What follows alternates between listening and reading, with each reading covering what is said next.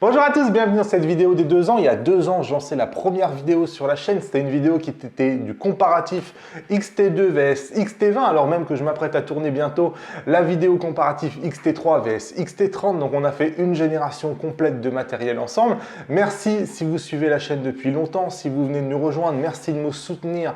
Vous êtes des centaines, voire des milliers dans les masterclass, des centaines dans les formations. Donc merci à tous les gens qui prêtent de l'intérêt à mon travail, qui suivent les vidéos de la chaîne, qui postent des commentaires en dessous des vidéos. Franchement, c'est un grand merci à vous. Alors, pour ces 2 ans, je vous ai proposé une série de questions-réponses. J'ai reçu 90 questions.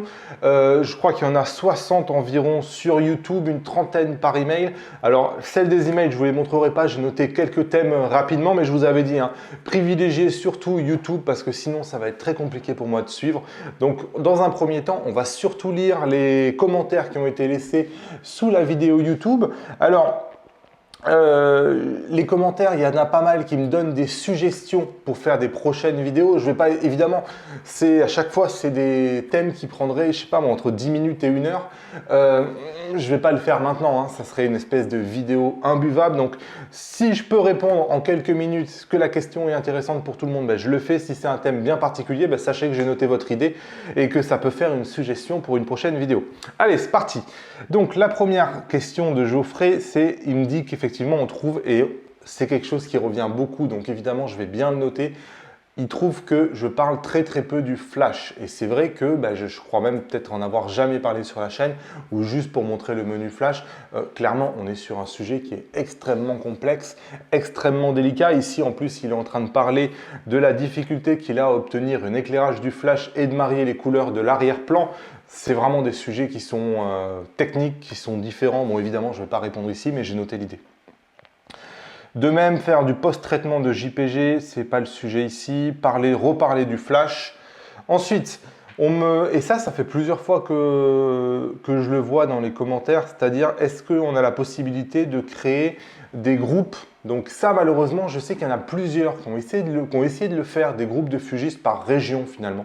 On est aujourd'hui sur le groupe Facebook, allez-y si vous n'y êtes pas encore, on est un peu plus de 4500, je crois qu'on est même 4700, quelque chose comme ça. Et il y a plusieurs membres qui se sont déjà lancés dans l'initiative d'essayer d'organiser les choses par région et d'organiser, pourquoi pas, des rencontres au sein même d'une région, et ça n'a pas pris. Donc ils ont essayé plusieurs fois, ça n'a pas pris. Alors certes, on voit bien que de temps en temps, j'ai quelqu'un qui me dit « Ah, c'est dommage qu'il n'y ait pas ça, c'est dommage qu'il n'y ait pas ça », mais pour l'instant, ça n'a pas pris. Personnellement, je n'ai pas du tout le temps de m'investir dans ce genre d'initiative. Ça serait vraiment trop de gestion à faire. Mais si quelqu'un veut faire ça, pas de problème. Sur le groupe Facebook, vous avez tout mon soutien. De même, sur les groupes d'achat, pour faire des achats groupés, c'est la même chose. Le groupe Facebook qui permet justement de vous réunir. Je suis là, vous pouvez me taguer, je peux participer, je peux vous donner mon soutien, mais enfin, ce n'est pas moi qui vais porter cette initiative-là. De manière générale, les achats groupés, ça n'intéresse pas tant que ça les revendeurs et il faut vraiment être un certain nombre pour commencer à avoir une écoute et à avoir un prix intéressant. Et évidemment, intéressé par un comparatif XT3, XT30, même si bon, les choses sont à peu près jouées d'avance. Et au final, je suis sûr que je vais dire à peu près la même chose que pour le XT2 et le XT20. C'est-à-dire une question d'ergonomie principalement. Alors, quelqu'un qui me dit qu'il n'a pas eu de questions à ses réponses. Alors oui, moi je sais, là il y a de plus en plus de commentaires YouTube. Il y a jusqu'à 20 commentaires YouTube. Alors vous, ça vous paraît peut-être pas beaucoup, 20 commentaires YouTube par jour. Mais je peux vous assurer que moi, personnellement, aujourd'hui, je n'arrive plus à répondre aussi bien aux emails qu'aux commentaires YouTube, que sur Facebook. J'ai tout simplement trop de sollicitations. 20 commentaires YouTube, s'il me faut 3 minutes par commentaire, faites le calcul. Ça veut dire qu'il faut que je passe déjà 1h30 par jour à répondre aux commentaires YouTube. Et je n'ai même pas commencé à lire les 40 à 50 mails que je reçois par jour. Donc, c'est tout simplement pas possible en fait. J'aimerais bien pouvoir lire et répondre à tout le monde, mais je n'y arrive tout simplement plus. Donc, tu nous avais fait connaître le site de vente de matériel iGlobal. Dans une vidéo il y a bien longtemps, tu en étais content avec des prix plus bas qu'Amazon. Plus tard, tu as répondu à quelqu'un que tu ne connaissais pas. Que s'est-il passé? J'en ai aucune idée. Donc non, j'avais fait une vidéo sur iGlobal Central à l'époque. Tout ça pour dire simplement que moi, personnellement, j'avais tenté une commande là-bas et que ça s'était bien passé. J'avais ensuite mis une vidéo qui était là surtout pour recueillir les expériences des uns et des autres, que chacun me donne à la communauté son ressenti sur ce site-là, qui est un site un peu particulier, hein, qui permet d'acheter à prix cassé. Alors après, on est sur du marché gris. Il y a une question de SAV, il y a une question de douane, il y a une question d'éthique fiscale personnelle. Écoutez, moi je ne vais pas rentrer là-dedans. Ce qui est certain, que c'est une vidéo de mémoire que j'ai... Je me demande même si je ne l'ai pas viré de la chaîne, cette vidéo, tout simplement parce qu'à un moment donné, quand on tapait iGlobal sur Google, le site avis iGlobal, le site qui ressortait le plus, c'était le mien. Et bon, moi, j'avais pas forcément vocation à devenir un espèce de SAV de iGlobal ou de caution de iGlobal qui disait ouais, il faut y aller à tout prix. Moi, j'ai pas dit ça. Donc, tout ça pour dire qu'à la fin, bon, on m'en parlait beaucoup trop, je l'ai supprimé. C'était pas du tout la vidéo était devenue un peu trop virale, entre guillemets. En tout cas, j'ai pas grand chose à dire sur iGlobal, hein, ma position n'a pas changé. Si en termes d'éthique, ça vous gêne pas d'aller sur iGlobal, bah moi écoutez, je vais pas vous empêcher d'y aller. Je peux vous dire que la plupart, 99,99% des gens qui a priori ont essayé iGlobal en ont été contents. Il y a très peu, à ma connaissance, voire aucun problème de douane. Il y a très peu aussi de problèmes de SAV. J'ai même pas mal de gens qui m'ont dit j'avais acheté là-bas et Fuji m'a pris mon optique en SAV, ça n'a pas posé de problème. Écoutez, après, moi, je ne souhaitais pas parler de iGlobal plus que ça, en fait. Je m'en fiche un peu. Moi, je n'ai pas d'intérêt à pousser les gens vers là-bas. Chacun fait comme il veut. Tu n'as jamais parlé de la possibilité d'utiliser le réglage à ISO 100 sur les Fuji. Pourquoi tu t'en tiens toujours à la valeur nominative de 200 ISO? Alors ici, on est vraiment dans l'ISO nominatif, qui est l'ISO 200, c'est-à-dire là, à l'endroit où le Fuji a la meilleure qualité et a la meilleure dynamique. Donc, ISO 100, il existe, mais c'est ce qu'on appelle un ISO étendu. Qui dit ISO étendu dit ISO logiciel, en fait. C'est-à-dire que, entre guillemets, il y a des curseurs qui sont poussés à l'intérieur de l'appareil photo de façon à simuler le rendu qu'on aurait eu si on était à ISO 100. C'est-à-dire que ce n'est pas un vrai ISO. Ça a un intérêt uniquement si vous êtes en JPG. Si vous êtes en JPG, quelque part, ça vous évite un développement. Si vous êtes au format RAW, ça n'a absolument aucun intérêt, hein, puisque ce ne sont pas des vrais ISO, c'est entre guillemets des faux ISO. C'est une simulation d'ISO. Est-ce que tu pourrais parler des filtres? Pas tout de suite, mais c'est noté. Ensuite, on me demande avec quel objectif on pourrait avoir une meilleure séparation. En l'occurrence, il utilise le 50 mm f2 qui est sympa parce qu'on a une mise au point assez réduite. Il faudrait essayer le 56 mm 1.2, mais ça dépend parfaitement vraiment à quelle distance sont faites les photos. Si on s'approche, parce que là sur une bouteille de whisky, on peut s'approcher finalement assez près selon le cadrage, presque on arrive à avoir un meilleur arrière-plan, flou d'arrière-plan avec le 50 mm f2 parce qu'on arrive à s'approcher un peu plus. Après, peut-être que c'est un objectif macro du style 60 mm 2.4 qui peut vraiment permettre de faire des choses vraiment sympas. Je sais que sur des photos d'objets comme ça, il y a beaucoup de gens qui utilisent le 60 mm macro parce qu'avec le rapport de grossissement de 0,5, on arrive à faire des choses qui sont vraiment top. Alors, une nouvelle demande pour le flash. Lors de l'importation d'un fichier JPG, tous les curseurs Lightroom sont à 0. Lors de l'importation d'un fichier RAW, certains curseurs sont automatiquement décalés. Pourquoi? Tout simplement parce qu'un fichier JPG, notamment lorsqu'il sort de votre boîtier, on estime que le développement photo de ce JPG a déjà été fait. Donc, lorsque le Fuji crée ce fichier JPG, il y a une simulation de film qui lui a été appliquée, il y a un réglage de netteté qui lui a été appliqué, enfin, il y a tout plein de réglages, quoi. Et donc, Lightroom considère que le fichier, il est tel qu'il a été voulu et paramétré à l'intérieur du boîtier et que surtout, il n'y a pas besoin d'ajouter de netteté, il n'y a pas besoin d'ajouter tout ça. Ça a déjà été fait. Donc, Lightroom considère que tous les curseurs doivent être à 0. Lorsqu'on lui donne un fichier RAW, on considère que c'est un fichier brut. Et par exemple, on sait que sur un fichier brut, on ajoute toujours de la netteté. Parce que les fichiers bruts, ils n'ont jamais une netteté sublime. Et donc, c'est logique d'avoir certains réglages prédéfinis lorsqu'on est sur un fichier RAW, et c'est logique de ne pas les avoir sur le fichier JPG puisqu'on considère que l'appareil photo les a déjà mis, ces réglages-là. Et Lightroom ne sait pas forcément quels réglages ont été mis sur ce JPG-là. Donc du coup, dans un cas, ils sont à 0 et dans un cas, ils sont prédéfinis. Pourquoi les JPG exportés de Lightroom sont-ils beaucoup plus gros que les originaux importés? Ça, c'est probablement parce que ça dépend des paramètres d'export. Sur l'appareil photo, il y a des réglages qui sont mis. D'ailleurs, on peut choisir la qualité, on peut choisir la résolution. Et sur Lightroom, si vous baissez la qualité du JPG, si vous baissez la taille du JPG, la taille va descendre aussi. C'est vraiment ça, une question de qualité. Match Lightroom vs Fuji RAW File Converter. Je n'ai pas du tout d'avis sur le RAW File Converter que je ne connais pas du tout, donc je ne peux pas en parler. Question hors sujet probablement. J'attends impatiemment la sortie du XH2.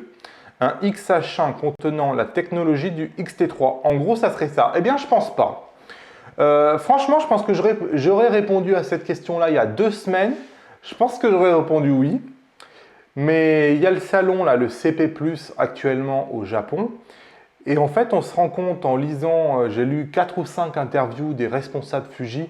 Et justement, ils ont été interviewés à peu près sur ce genre de questions-là.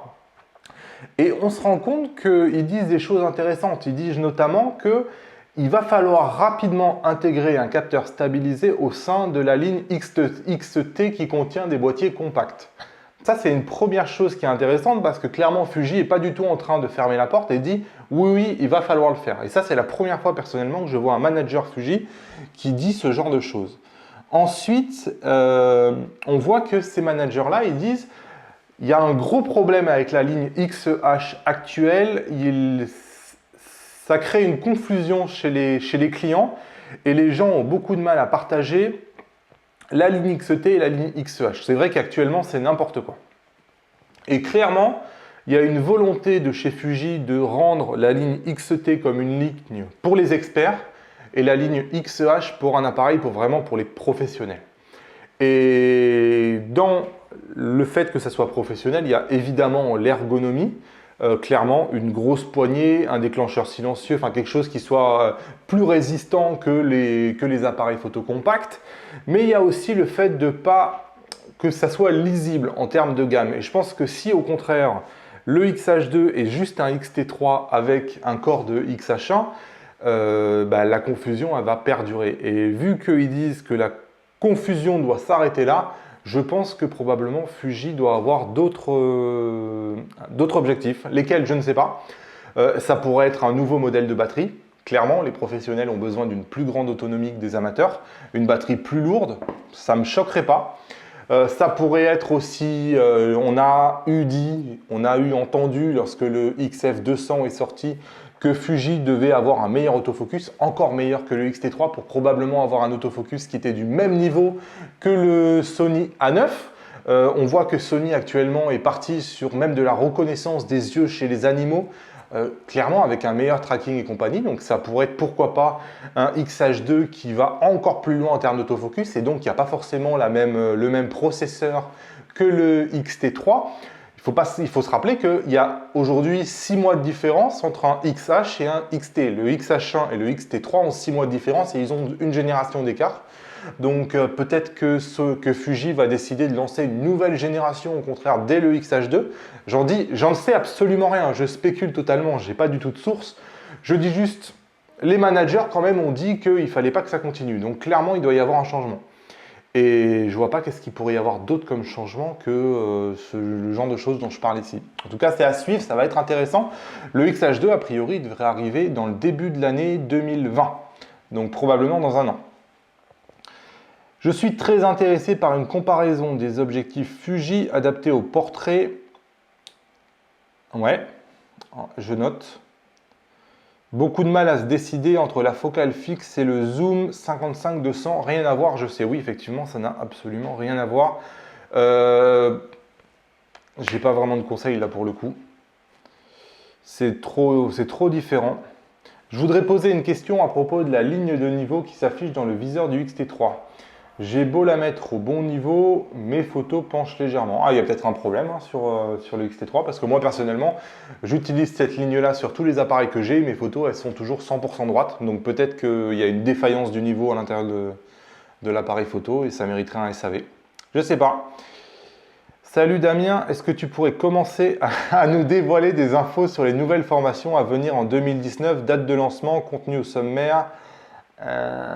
Alors oui, effectivement, je l'ai dit, je travaille sur une formation Photoshop. Ça sera la prochaine formation qui va sortir. Tout simplement parce que je commence à avoir amené pas mal de gens qui étaient complètement débutants, qui ont appris la photo avec moi, qui ont appris Lightroom avec moi.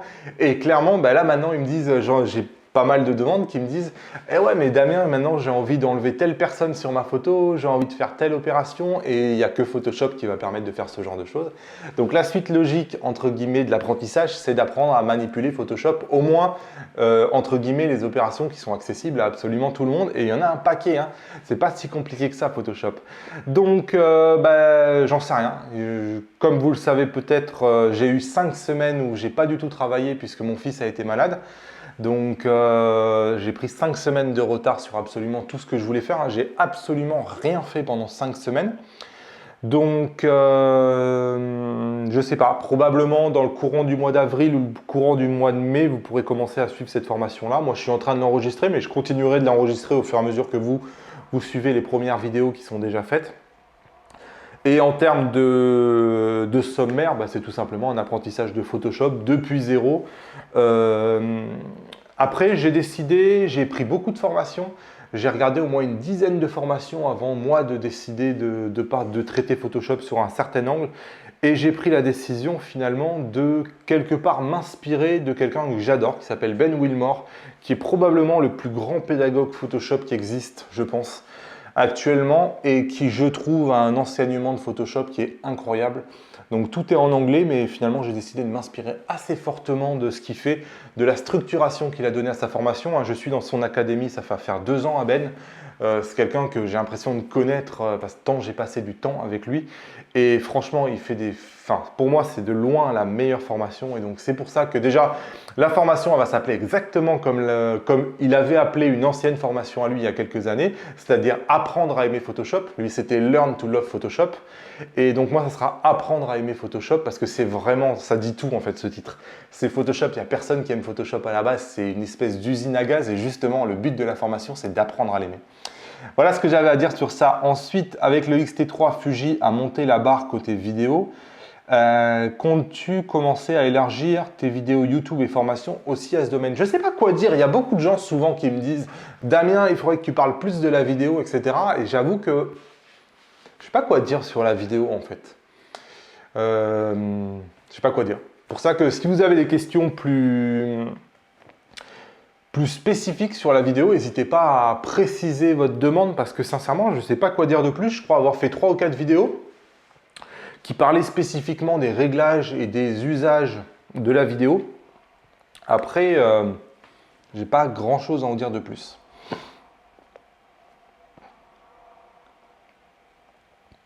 Alors, il y a Cédric qui demande quand est-ce qu'on utilise le viseur normal qui affiche l'exposition, les styles d'image et le viseur réel qui garde un affichage neutre du genre réflexe.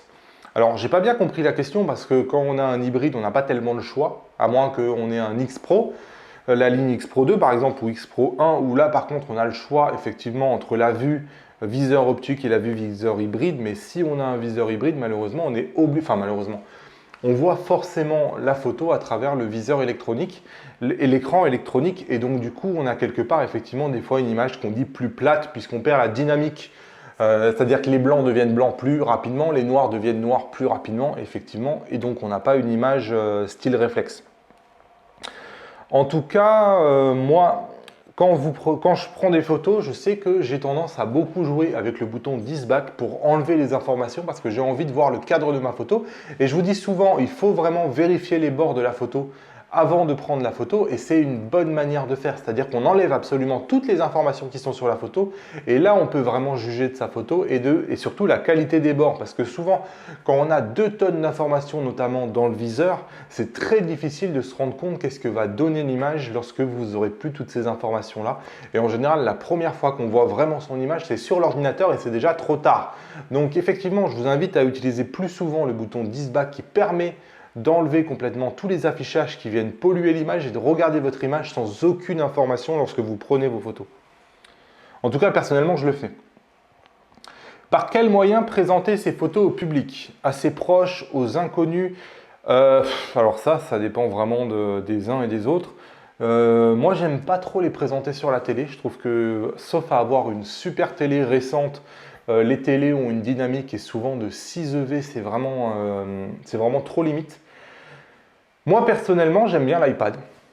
J'ai un grand iPad, donc là j'ai le petit, mais j'ai aussi le modèle professionnel qui je crois que ça fait un peu plus de 12 pouces, qui est vraiment très grand. J'aime bien pouvoir montrer mes photos sur l'iPad, je les ai toujours avec moi, ça permet d'échanger rapidement. Ensuite, lorsqu'on veut présenter ses photos au public, le plus simple en général, c'est de se rapprocher de la mairie et de faire des expositions. C'est très facile à organiser, les mairies adorent ça. Il y a toujours des lieux qui ont besoin d'une exposition, les bars ont besoin d'une exposition, les mairies ont besoin de faire des événements culturels comme ça et de monter des expositions. En général, elles adorent ça. Voilà, en général, c'est ce que je conseille. C'est rapprochez-vous de votre mairie, essayez de faire un événement. Les mairies, elles ont besoin de faire vivre la ville. Donc moi, évidemment, j'habite dans une ville rurale. Peut-être que si vous allez dans une mairie d'une grande ville, c'est un peu différent. Mais là aussi, on a des mairies de quartier et on a des événements de quartier qui sont là pour créer du lien entre les gens. Et c'est en général je trouve un bon moyen de démarrer pour faire des expos. Je sais qu'il y a enfin moi j'ai vu des expositions dans des postes, j'ai vu des expositions dans des restaurants, j'ai vu des expositions dans des mairies. Enfin, il y a vraiment beaucoup de lieux où on peut exposer ses photos pour les présenter au public. Alors, sur les boîtiers, j'ai pas compris. Quel est le meilleur objectif pour toi pour la photo de Voie lactée? Le 8 16 mm 2.8, toutes marques confondues, c'est lui le meilleur. Il n'y a aucun doute là-dessus. Que penses-tu de la relation Fuji avec ses utilisateurs? Je trouve qu'il y a très peu de communication, notamment sur les réseaux sociaux et encore avec les vidéastes. Oui, c'est, je trouve, dramatique. Franchement, je pense qu'un des plus gros problèmes de Fuji aujourd'hui, c'est la qualité de son marketing. Clairement, je trouve que le marketing Fuji est pas très bon. Est vraiment pas très bon. Quand je prends l'exemple aujourd'hui qui est celui de Sony ou même de Nikon qui fait les choses plutôt bien, Fuji, je trouve qu'ils sont pas au top. Clairement, ils sont pas au top. Et quand on parle ensuite la division Fujifilm France, qui est encore autre chose, elle est encore moins au top. Enfin, franchement, un jour de lancement de produit, par exemple, quand ils lancent le XT30, vous pouvez aller sur le site de Fujifilm France 2 jours après, il n'y a toujours pas le XT30 en première page, quoi. Enfin, c'est incroyable. Je trouve que il n'y a absolument aucune cohésion, par exemple, avec les youtubeurs. Mais Fuji ne fait rien pour, hein. C'est-à-dire qu'il y a des gros youtubeurs. Moi, j'ai des exemples là, très récents d'un gros youtubeur qui a plus de 150 000 abonnés. Donc, on ne parle pas de Damien Bernal avec 8 000 abonnés. Hein. 150 000 abonnés, le mec, il se déplace au salon de la photo pour aller voir Fuji. Il prend un contact, il envoie des mails, il envoie une trentaine de mails, il n'a jamais de réponse. Il demandait un simple prêt de XT3 pendant 2 semaines pour faire un voyage au Vietnam et en pouvoir en faire des vidéos sur sa chaîne. Franchement, mais il n'arrive même pas à avoir une réponse, quoi. Ça me paraît assez dingue en fait. Il y a quelqu'un qui propose une visibilité assez dingue, 150 000 personnes. Et Fuji répond pas. Bon, c'est exactement la même chose avec tous les youtubeurs. Il y a Olivier Schmitt qui a longtemps essayé de faire une relation avec Fuji, d'avoir un XT3. Laisse tomber. Enfin, je sais pas ce qu'il faut faire pour se faire prêter un XT3 chez Fuji, mais clairement, c'est quasiment mission impossible. En tout cas, c'est trop compliqué à mon goût. Et de même, ça explique qu'il n'y a finalement pas assez de gens à mon goût qui parlent de Fuji, même si le XT3 a fait les gros titres et que les uns et les autres ont réussi à des fois utiliser des plans B pour obtenir des XT3 et pouvoir en faire des vidéos. Enfin, clairement, Fujifilm France n'aide absolument pas et il n'y a vraiment aucun soutien. Je sais pas, je trouve qu'il y a même un certain dédain finalement. Vraiment comme s'ils envoyaient un message que tout ça, ça les intéressait pas et que eux, ils avaient une communication qui était uniquement à base de professionnels. Il y a très peu d'événements. Enfin, je sais pas. Moi, je trouve que ça marche pas terrible. Ayant acheté un stabilisateur, je trouve aucune info. Je suis désolé, je ne peux pas aider sur ça. Je me pose la question de l'avenir de Fuji en APS-C. Tiens, ça c'est une question, c'est marrant. Devant la pléthore de full frame des autres marques, avec même des entrées de gamme comme le Canon EOS RP et le Nikon Z1 à venir au prix très doux, accompagné d'objectifs pas plus chers et pas plus encombrants que des APS-C. Alors ça c'est quelque chose évidemment, c'est un thème qui revient souvent. Donc Fuji l'a encore dit au CP+, il n'y a absolument aucun risque qu'il fasse de plein format demain. Donc ça, les choses sont claires. Après, comment faire une réponse courte à cette question compliquée? Si déjà on regarde ce que c'est le Canon EOS RP, si vous ne savez pas ce que c'est un entrée de gamme plein format hybride Canon qui vient de sortir. Il est proposé, je crois, à 1300 $ et 1500 € en France. C'est la première fois qu'on a un appareil photo plein format qui est si peu cher, 1500 €. Ça veut dire que pour 1500 €, vous avez le choix entre un APS-C X-T3 ou un full frame plein format Canon pour le même prix, quoi. Donc clairement, c'est vrai que c'est une sacrée offensive. Jusqu'à maintenant, le moins cher des pleins formats, c'était un Sony A7 III globalement qui tournait aux alentours de 2000-2300 €. Là, à 1500 € un plein format, c'est vrai que c'est une proposition étonnante. Après, quand on regarde le test du Canon EOS RP, ça ne fait pas rêver, hein. Il se fait démonter dans tous les sens. On est sur un appareil photo qui est ultra bas de gamme avec des spécifications d'un autre temps, un autofocus d'un autre temps. Il faut vraiment avoir envie Enfin, pour moi, on est quasiment dans le marketing, en fait. C'est-à-dire que les constructeurs proposent effectivement un plein format, mais avec tellement de concessions que on est sur des technologies qui n'ont rien à voir avec les pleins formats d'aujourd'hui, qui proposent des performances absolument hallucinantes. Ici, on est sur des trucs, à part la satisfaction de se dire « j'ai un plein format », je trouve qu'il n'y a pas grand-chose à en tirer. Quant à Fuji, je trouve qu'au contraire, ils ont une des meilleures approches aujourd'hui sur le marché. Et si je devais... Enfin, moi, personnellement, je trouve que ce qu'ils font, c'est très, très, très bien. Je suis très mécontent, enfin, très mécontent, je n'ai pas besoin de leur juger, mais je trouve que leur marketing pourrait être largement meilleur. Mais je trouve que leur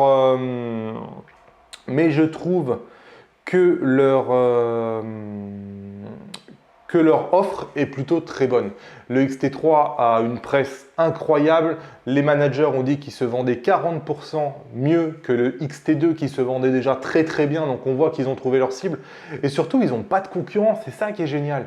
Ils n'ont pas de concurrent. Il y a Sony qui vient de sortir un 6400 qui certes a un super autofocus mais a plein de défauts. Et surtout, on voit que pour l'instant, Sony ne sort pas beaucoup d'objectifs pour cette gamme-là qui, certes, peut utiliser des objectifs plein format, mais enfin, on n'achète pas un capteur APS-C pour utiliser des capteurs, des objectifs plein format. Bref, tout ça pour dire que je trouve que, non, Fuji, ça, tout va bien. Ils ont une offre qui est géniale, qui est surtout la seule sur le marché. Ils ont une gamme d'optiques f2 qui tourne entre 300 et 500 €, qui quelque part allie le meilleur des deux mondes avec un tout petit objectif, un super autofocus, un super piqué et une compacité qui est absolument impossible à reproduire sur un plein format. Donc je trouve que non, ils font du très bon travail et je pense qu'ils n'ont pas grand chose à craindre de cette offensive des pleins formats à bas prix parce que je pense que la presse n'est pas dupe. Vu les tests du Canon EOS RP, la presse n'est pas dupe et les utilisateurs, je pense, ne vont pas être dupes. Entre un X-T3 qui fait absolument tout bien, aussi bien en vidéo qu'en photo, entre guillemets, le seul défaut du X-T3, c'est de ne pas avoir un capteur stabilisé, mais pour le reste, vous avez une gamme d'objectifs qui, quand même, est reconnue unanimement par la presse, de dire que c'est des super objectifs, avec des objectifs à tous les prix, avec des focales fixes f2, je viens d'en parler, mais aussi des zooms professionnels et des focales fixes maintenant pro comme le 200 mm f2. Moi, je trouve que les gens ne vont pas se tromper clairement. Certes, les autres ont un capteur plus grand, mais c'est du low cost, quoi. Quelqu'un qui va vouloir un super autofocus moderne en 2019, s'il a le choix entre un X-T3 et un Canon EOS RP, je pense qu'il prendra le X-T3. Enfin, moi, à mon avis, Fuji n'a absolument aucun souci à se faire. De toute façon, les pleins formats, ils sont, à un moment donné, ils sont confrontés à des objectifs qui resteront gros. Un plein format a un capteur, je sais bien que le crop c'est 1.5, mais en termes de volumétrie, de surface, 2,2 fois plus gros qu'un APS-C. Et donc, on a besoin d'avoir des lentilles 2,2 fois plus gros sur les objectifs plein format. Et donc, voilà, on ne sera jamais capable de faire des objectifs plein format qui sont aussi petits que des objectifs APS-C. Que pensez-vous du format moyen de Fujifilm? En fait, pas grand-chose. J'avoue que pour l'instant, je ne suis pas extrêmement convaincu. Fujifilm dit que eux, ils enjambent finalement le plein format en proposant à la fois plus petit et plus gros. Comme ça, ils évitent toute la concurrence. Moi, je ne suis pas pour l'instant extrêmement convaincu. Ça dépend purement du travail qu'on fait avec. Je pense qu'effectivement, Ça peut avoir un intérêt. Ça peut avoir un intérêt parce que clairement on a une meilleure dynamique. Clairement, on a un piqué on voit Fuji va proposer un 100 mégapixels. Hein. Un piqué donc, qui va être absolument étonnant. Peut-être que pour du travail de professionnel et du grand tirage, c'est effectivement quelque chose qui va être vraiment top. Pour du grand public, je suis quand même pas convaincu hein, parce que je trouve que par exemple, là on parlait des pleins formats. L'avantage du plein format, c'est de proposer quelques optiques qui donnent du rendu qui est absolument inimitable sur APS-C. Prenez un 135 mm 1.8 ou un 105 mm 1.4 sur un plein format. Vous n'aurez jamais le même rendu sur un APS-C tout simplement parce qu'on ne sait pas le faire. Il faudrait une optique qui serait vraiment beaucoup trop grosse, c'est pas possible, tout simplement pas possible. Le problème du moyen format et ce qui me fait tiquer un peu, c'est que finalement on voit que Fuji sort principalement du f4, du f2.8. Je ne sais pas si je peux vous le retrouver là rapidement. Si je prends une roadmap GFX, je ne sais pas si je vais la trouver rapidement. Hop. Voilà. Voici là, donc ça c'est les objectifs plein format actuellement. On s'aperçoit qu'on a du 250 mm f4, 120 mm f4, on a du 2.8, on a du 3.5, on a du f4, et on a des zooms f4, on a un 45 mm 100 mm f4, un 100 200 5.6.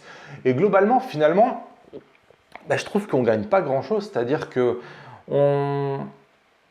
Enfin là, j'ai pas l'équivalent, donc je vais dire une grosse bêtise, mais un f4 en moyen format, ça équivaut probablement à un f2 en plein format, quelque chose comme ça. C'est-à-dire qu'on n'est même pas au niveau d'un 1.4 ou d'un 1.2 qu'on arrive parfois à trouver sur du plein format. Donc en fait, à partir du moment où l'avantage du plein format sur l'APS-C, c'est que l'APS-C propose du 1.4, mais le plein format propose aussi du 1.4. Et quand on arrive sur du moyen format, finalement, on est sur du 2.8. Il y a un seul f2, le 110 mm f2, mais on est sur du 2.8 et sur du f4. J'avoue qu'en termes de rendu, en termes d'arrière-plan, je ne suis pas super convaincu. Après, c'est vrai qu'en termes de dynamique, qu'en termes de montée en ISO, qu'en termes de restitution des détails, c'est sûr qu'on est sur quelque chose qui va donner une image pour des gros tirages et des gens qui vont zoomer très fortement dans leur image sur quelque chose qui est probablement meilleur que ce qu'on peut proposer aujourd'hui sur un plein format. Mais bon, tout ça pour dire que je pense que ça va quand même pas être pour tout le monde. Et c'est pas le 100 mégapixels qui est prévu à 10 000 € qui va me faire changer d'avis. Merci pour tes encouragements, Benoît. À quand un test du Fuji X-T30? Dès que je l'ai. Comme vous le savez ou non, moi, j'ai aucune relation avec Fuji. Donc, moi, je reçois le X-T30, je l'ai commandé, je l'ai payé comme tout le monde. Et je l'aurai quand le magasin va le recevoir et va me l'envoyer. Donc, j'ai pas prévu de le comparer avec un A6400. Parce que, voilà. Le A6400 va certes avoir un super méga autofocus génial, mais je trouve que la gamme d'optique Sony tient tout simplement pas la route face à Fuji et je trouve qu'il y a finalement assez peu de gens qui vont vouloir prendre ce Sony A6400, notamment parce que je vais peut-être dire une grosse bêtise, mais il me semble qu'en vidéo il tient pas la route face au XT3 et il tiendra pas la route face au... Ah si, peut-être face à un XT30, oui quand même. Bref, je suis pas un spécialiste du A6400. Est-ce que tu as déjà été embêté par le fait que le trou de vis ne soit pas bien positionné sous le XT1? Oui, c'est certain, ça tout le monde le dit. Effectivement, on aimerait qu'il ne soit pas du tout à cet endroit-là. Et je regrette d'ailleurs, et bon, j'imagine que je le dirai sur le test du XT30, qu'il soit de nouveau à cet endroit-là. J'ai jamais entendu parler d'ACDC Ultimate 2019, donc je ne sais pas quoi en dire. Il serait bien que tu reparles du flash, donc ça, ok. Est-ce que poser un protège-écran sur la vitre du LCD va nuire à l'écran tactile? Non, non, vous pouvez poser une protection sans que ça nuise aucunement. Pourquoi ni Tamron, ni Sigma, ni d'autres fabricants d'optique ne prennent la monture Fujifilm dans leur catalogue? Alors ils la prennent, malheureusement, ils la prennent quand même, il y en a plein, mais ils ne la prennent pas en mettant l'autofocus. J'avoue que je ne suis pas sûr de cette réponse. dans le sens où je ne sais pas si c'est Tamron et Sigma qui refusent de faire des objectifs pour Fuji, ou si c'est Fuji qui refuse que les autres fassent des objectifs pour eux. Je ne sais pas. Je sais que j'ai lu plusieurs fois que Tamron et Sigma, grosso modo, vous souhaiterez que Fujifilm augmente son volume de vente. En gros, que Fuji est pour l'instant trop petit pour qu'ils puissent s'y intéresser. Mais à ma connaissance, je crois qu'on est sur un système propriétaire sous licence et que tout comme actuellement pour les nouvelles gammes Canon et les nouvelles gammes Nikon, pour l'instant, à ma connaissance, c'est pas ouvert. Il n'y a pas de licences qui sont fournies à des constructeurs tiers pour leur permettre de faire des objectifs. Je crois que c'est le cas aussi chez Fuji. Fuji n'ouvre pas sa licence. En général, ils font ça tout simplement parce qu'ils ont des coûts de développement énormes pour lancer ces nouveaux systèmes et que, en fait, ils margent aussi énormément sur les objectifs, en fait. Et ça ne serait pas intéressant pour le constructeur de créer un écosystème complet et de faire vendre des objectifs à Tamron et à Sigma.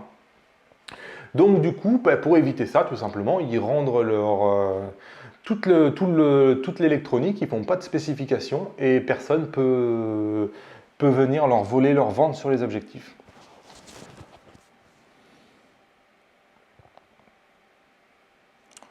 Est-ce qu'il vaut mieux acheter un XT2 ou un XT30? Ça dépend purement de l'ergonomie et pourquoi faire. Donc j'en ai aucune idée. Attention, si tu passes d'un XT1 à un XT30, attention au changement d'ergonomie. Moi j'ai beaucoup de gens qui me disent que la ligne des XT20, XT30, ils n'arrivent pas à s'y adapter parce que l'appareil photo, on est sur un appareil photo compact. C'est un super appareil photo, c'est super d'avoir un appareil photo compact, mais petit viseur, pas beaucoup de molettes, petite prise en main, déséquilibre si vous mettez un objectif un tout petit peu professionnel dessus. On a les inconvénients de ces avantages, c'est normal. Donc voilà, je ne sais pas. Je pense que le mieux c'est quand même d'essayer, de ne pas choisir avant d'avoir essayé.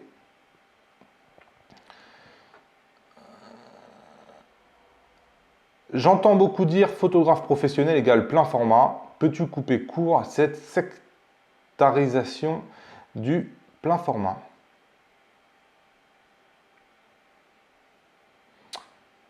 Alors, photographe professionnel égale plein format, non, c'est une grosse bêtise. Franchement, je ne sais pas où on a vu ça. Souvent, c'est des débutants qui disent ça, mais ce n'est pas du tout le cas. Ça n'a absolument même aucun rapport. Ça dépend pourquoi faire. Ça dépend pourquoi faire.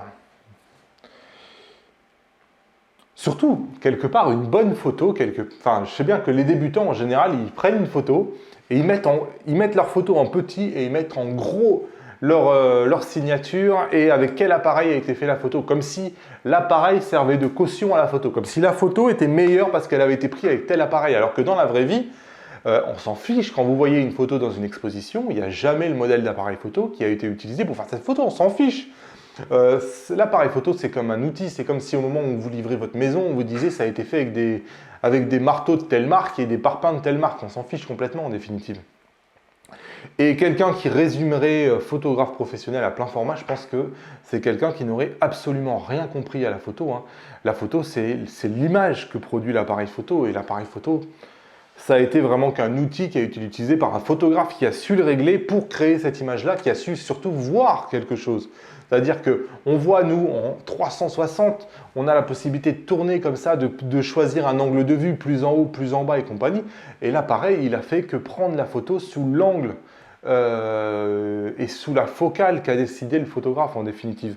Et c'est plutôt ça qui va faire la photo plutôt que la taille du capteur. Donc non, pour moi, c'est une énorme bêtise et je connais plein de photographes aujourd'hui en micro 4 tiers qui font des superbes photos bien meilleures que tous les débutants qui achètent un plein format. Quant au tirage, moi, je recommande dans un premier temps de le faire plutôt dans une boutique en ligne. On a plein de comparatifs. Il y a Sylvain Lepoutre qui fait sur sa chaîne Mon Petit Réflexe pas mal de comparatifs des tirages d'impression dans différentes labos. Il en a sorti une il n'y a pas très longtemps qui comparait par exemple Zor qui est un tireur low cost avec des tireurs un peu plus chers et qui notait tirage à l'appui quelles étaient les différences entre les qualités de tirage. Donc allez voir ce que faisait Sylvain, ça peut être un bon début. Question, ton type de photo préféré est celui que tu aimes le moins? Je sais pas, moi j'aime un peu tout quand même. Celui que j'aime le moins, c'est probablement la photo de rue. Non pas que j'aime pas regarder les photos de rue des autres, mais je suis super mal à l'aise de faire des photos de rue moi, donc c'est quelque chose que je fais pas jamais, j'assume tout simplement pas.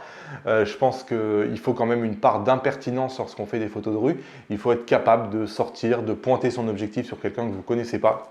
Moi j'avoue que c'est quelque chose que je ne peux pas faire, je suis trop timide pour ça. J'aurais trop peur qu'on m'interpelle et compagnie, et je ne saurais pas quoi dire, donc ça c'est probablement le type de photo que j'aime le moins prendre. Parce qu'en définitive, il n'y a aucun type de photo que j'aime pas regarder. Si ce n'est quand même, je vais tous les ans à Visa pour l'image, donc qui en général parle plutôt de... C'est une exposition à Perpignan, qui est une exposition internationale, qui est assez connue, qui est surtout sur du reportage de guerre, de la documentation, et on voit des images qui sont extrêmement pénibles à regarder. Et c'est vrai que c'est pas quelque chose que j'aime regarder. Je le fais une fois par an, je vais voir, mais quand même, franchement, ça, tu sors de là-bas avec le cafard. Je trouve que la photo, j'aime bien être au contraire voyager, que ça véhicule des émotions, etc. Et j'aime pas trop le truc de guerre, tout ça, qui rend compte d'une réalité, mais j'aime pas trop. Ton type de photo préféré, moi, c'est les photos que j'aime prendre. J'aime tout. Je suis désolé, mais ça paraît con, hein, mais je me régale autant de faire une photo macro. Là, c'est le printemps, j'ai mon abricotier qui est en fleurs. Je me régale à prendre des photos des fleurs là, de mon abricotier, mais je me régale aussi à prendre mes enfants. Mais je me régale aussi quand je suis à Valençol ou au 5 Terre en train de faire de la photo de paysage. Je n'ai pas vraiment de photo préférée, moi j'aime la photo en général. Et la photo, ça me permet de documenter ce que je vois. Et c'est ça que j'aime bien finalement. Ce qui te fait rager sur YouTube, pas grand-chose. Désolé.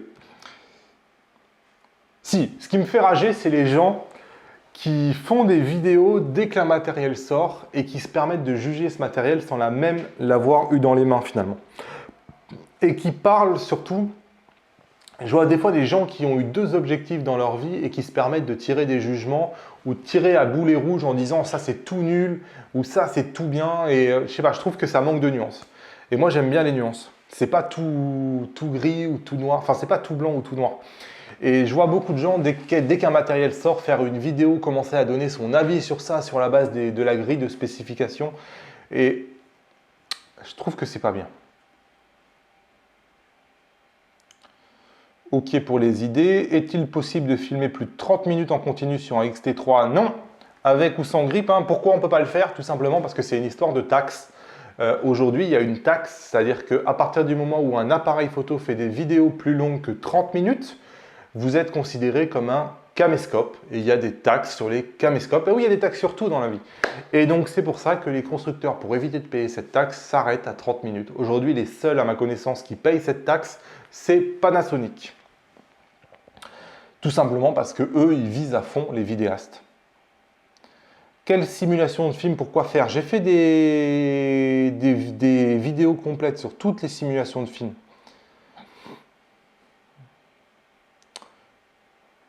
Alors, on peut rêver de tous les objectifs, hein, c'est tout d'une bonne idée, mais après, est-ce qu'il y a un marché pour ça? Je n'en sais rien.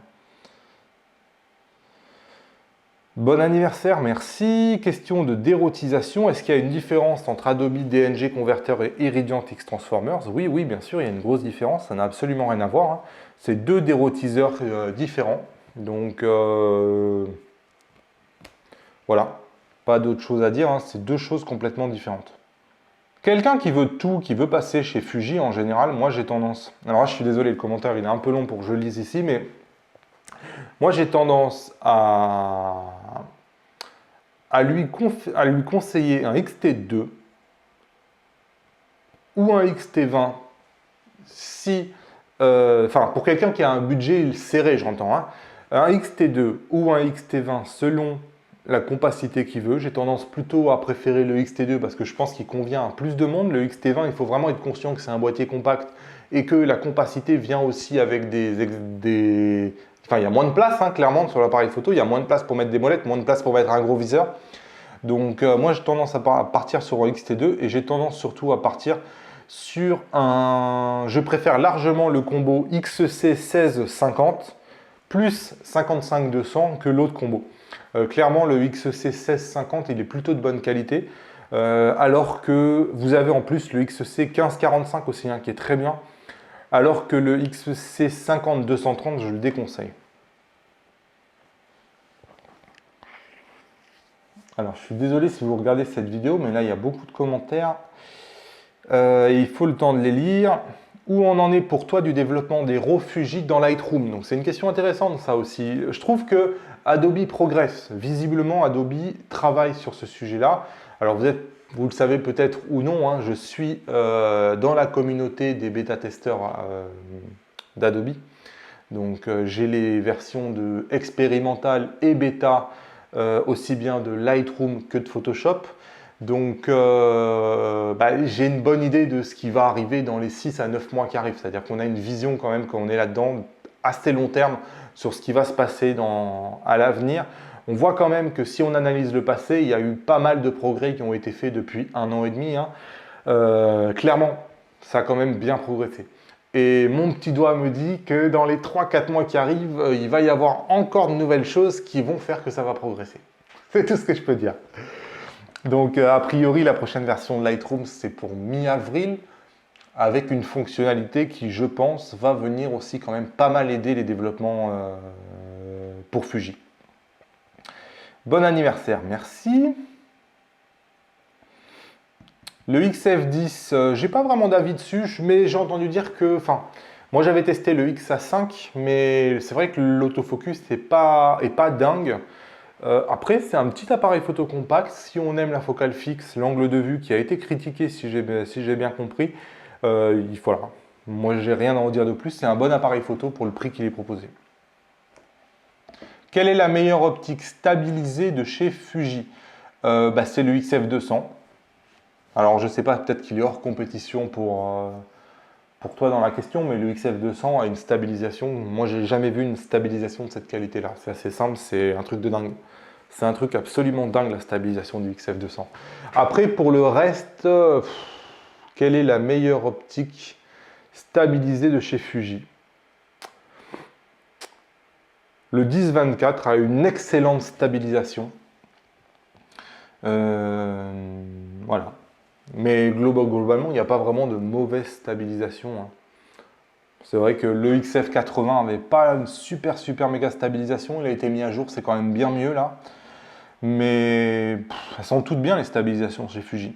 Enfin, personnellement, les stabilisations que j'utilise le plus, c'est le XF200 et le XF10-24. Parce que le XF10-24, comme c'est une petite focale, on peut faire des vidéos avec. On peut faire du vlog avec et on a du coup une vidéo stabilisée parce qu'il a une super stabilisation. Donc c'est très intéressant. Bonjour Damien, pour les photos en pose longue, la réduction du bruit de longue pause double le temps de prise de vue. Oui. Est-ce vraiment important d'activer cette option? Non. Non. En fait, pourquoi il y a cette option? Alors, je ne vais pas me lancer dans une explication de 10 minutes, mais comme on fait une pause longue, le capteur va chauffer en fait.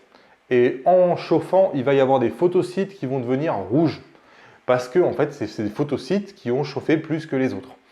Et ces photosites-là, ils vont imprimer un pixel de couleur rouge sur vos photos. Et donc, le seul moyen de détecter ces pixels rouges, c'est de prendre des photos noires en fait. Et que lorsque vous allez prendre une photo noire, vous allez voir les pixels rouges apparaître sur la photo. Et quand vous faites une soustraction de photos, c'est-à-dire la photo que vous avez prise moins la photo noire avec les pixels rouges, vous pouvez enlever les pixels rouges. Dans les faits, c'est très compliqué de faire chauffer le capteur du Fuji, sauf si vous faites quelque chose comme un circumpolaire par exemple, dans un désert où il fait 45 degrés, bon bah oui, peut-être qu'effectivement il faut le faire, mais dans tous les autres cas, c'est pas nécessaire. En tout cas, moi personnellement, je vais activer cette option-là uniquement si je m'aperçois que je viens de faire une photo et qu'il y avait ces pixels chauds-là. Pour l'instant, ça m'est jamais arrivé. Enfin si, il y a une photo où ça m'est arrivé en 5 ans de pratique de photo Fuji.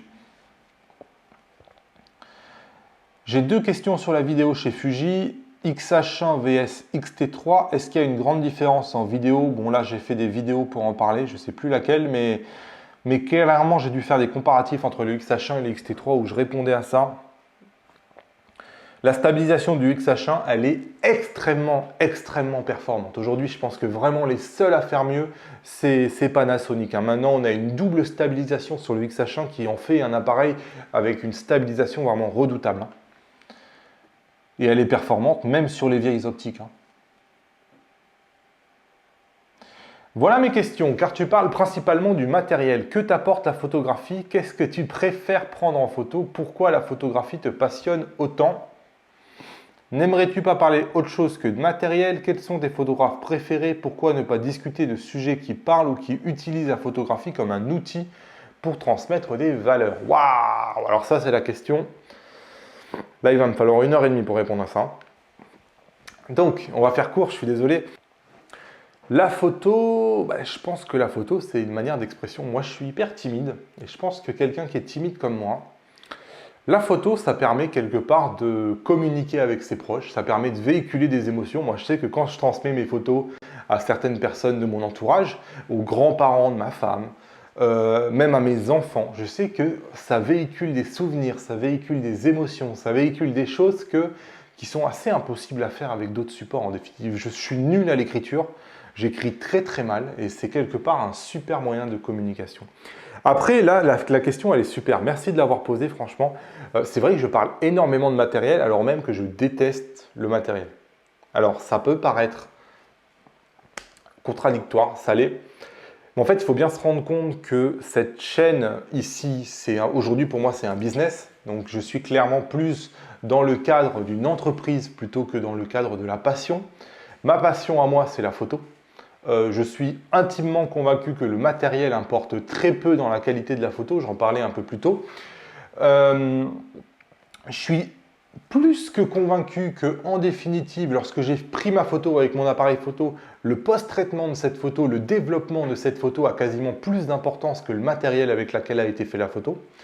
Parce qu'au post-traitement, on va pouvoir faire beaucoup de choses qui vont vraiment pouvoir changer la photo et lui donner une direction et des émotions qui sont complètement différentes selon quel développement on va en faire. Mais comme je suis une entreprise, aujourd'hui, le credo que j'ai choisi pour pouvoir me distinguer de la masse, c'est le matériel Fujifilm. Et clairement, lorsque je viens parler de l'ouverture, lorsque je viens parler de photos, lorsque je viens de parler de Lightroom ou de Photoshop, aujourd'hui, je suis un parmi une centaine, voire des milliers sur YouTube. Lorsque je viens parler de matériel Fuji, je suis tout seul. Et c'est pour ça qu'aujourd'hui, c'est la direction que j'ai choisie et j'aime bien ne pas me disperser. Et si je commence à faire un peu de tout, je vais me perdre. Donc là, pour l'instant, j'ai décidé de faire principalement le matériel Fuji et d'être le spécialiste de ça, c'est mon angle d'attaque à moi. Et quelque part, de parler de la photo dans mes formations et dans les autres groupes. Parce que voilà, c'est le positionnement de mon entreprise. Ce n'est pas forcément ma passion, c'est mon entreprise et ça fait une grosse différence.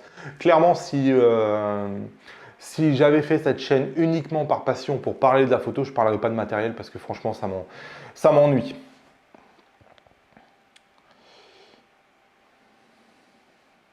Pour pouvoir faire des photos sous-marines avec un Fuji, j'en ai aucune idée. À ma connaissance, il n'existe vraiment rien de terrible. Je sais qu'il y a une marque, je crois que c'est Neocam, qui fait des choses, mais on est sur des prix qui sont stratosphériques. Pour démarrer avec le XT, le X100F, il y a la masterclass du X Pro 2. Il faut savoir que le X Pro 2 et le X100F, c'est deux appareils photo qui sont très proches en termes d'ergonomie et de menu. Donc aujourd'hui, j'ai des dizaines et des dizaines de propriétaires de Fujifilm X100F qui ont fait la masterclass X Pro 2 et tout s'est très bien passé, ça leur a vraiment permis de démarrer. Je remarque que j'ai de meilleurs résultats, des photos plus nettes en AFC qu'en AFS. Oui, c'est possible. Non, le boîtier n'est pas défectueux. Alors en l'occurrence, je n'ai pas le modèle de boîtier là qui est dans la question, mais je sais que c'est quelque chose que je conseillais beaucoup sur le XT2 qui avait parfois des petits défauts en AFS et globalement on a des meilleurs résultats en AFC. Un test complet du 1655 c'est prévu. Enfin, il a déjà été tourné il y a plusieurs mois, mais pour l'instant il n'a pas été publié, mais il est fait.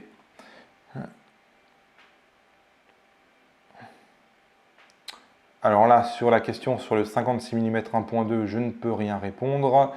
Christian, lorsque je fais une photo dans la pénombre, je vois dans le viseur une image sombre. Oui, il y a une vidéo sur ça. Alors, je vois qu'il y a 5 réponses à cette question-là. J'imagine que quelqu'un t'a répondu. Mais il y a une vidéo sur ce sujet-là. C'est juste un réglage à faire qui va permettre de ne pas justement voir une image toute noire dans le viseur. Et les bacs d'adaptation, c'est un sujet à traiter. Il y a Julien Julien Roy qui s'en occupe, ou Julien Roy qui s'en occupe. Allez chercher sur sa chaîne. Bon, voilà pour les questions qui étaient sur YouTube. J'ai noté 4 questions seulement sur la trentaine d'emails que j'ai reçus parce que je me suis dit ça peut être intéressant. La première, c'est quoi ton métier? Ça m'a fait rigoler d'avoir cette question. En fait, j'ai pas de métier dans le sens où aujourd'hui, mon métier, c'est mon entreprise et mon entreprise, c'est les guides Fujifilm. Donc clairement, aujourd'hui, on n'est pas sur une chaîne de passion, on est sur une chaîne qui est à 100% une entreprise. C'est une entreprise puisque j'ai acheté tous les objectifs quasiment de la gamme Fujifilm pour pouvoir monter cette chaîne. J'ai créé des formations et j'ai créé des masterclass sur tous les boîtiers Fujifilm justement pour pouvoir en tant qu'entreprise générer un chiffre d'affaires qui me permettait ensuite d'acquérir tout le matériel pour monter cette chaîne-là. Donc on est à 100% dans une entreprise et clairement aujourd'hui mon métier c'est mon entreprise. Quelle est ma relation avec Fuji? J'en ai aucune. C'est pas forcément un rapprochement, mais disons qu'il y a eu des contacts avec Fujifilm France récemment, mais j'ai pas tellement donné suite. Donc j'avoue que là je suis absolument débordé, j'attends absolument rien de Fuji. Et Fuji, il y a 2 ans, je leur courais après. Il y a 1 an, j'essayais toujours de les contacter. Aujourd'hui, j'attends absolument plus rien d'eux, c'est-à-dire que j'ai quasiment tous les objectifs de la gamme, donc ils n'ont plus rien à me prêter. Ils m'ont dédaigné pendant 2 ans, ils répondent pas aux mails, ils prêtent à personne. C'est vraiment trop compliqué. Aujourd'hui, franchement, je ne cherche pas spécialement une relation avec Fuji. J'estime même que au point où j'en suis aujourd'hui, j'aurais peut-être plus à perdre à avoir une relation avec Fuji qu'à y gagner. C'est-à-dire que aujourd'hui, ils n'ont plus grand-chose à m'apporter. Si je venais à nouer relation avec eux, je me sentirais probablement moins libre de descendre un objectif que j'aime pas ou un appareil photo que j'aime pas ou de parler d'une marque concurrente. Alors que là, je suis à 100% libre et je leur dois absolument rien et ça me va très bien. En termes d'amélioration sur la chaîne, j'ai définitivement envie d'améliorer le son. Alors j'ai fait tout ce que j'ai pu jusqu'à maintenant, mais là j'en peux plus. Donc je vais probablement investir rapidement, là, très rapidement dans des panneaux acoustiques parce que j'en peux plus de l'écho qui est dans ma pièce. En termes de rythme de vidéo, ça va changer un tout petit peu. Vous avez vu que peu à peu, je diminuais le rythme, tout simplement parce que le rythme, il était facile à tenir parce que j'avais énormément de choses et de sujets à traiter jusqu'à maintenant. J'ai fait les tests et les comparatifs de toute la gamme. Je commence à en voir le bout. À partir de là, je ne vais pas faire du remplissage sur la chaîne. Donc là, dernièrement, on était sur un rythme de 2 vidéos par semaine. Rapidement, là, d'ici un mois et demi, on va passer à 2 vidéos, une semaine sur 2.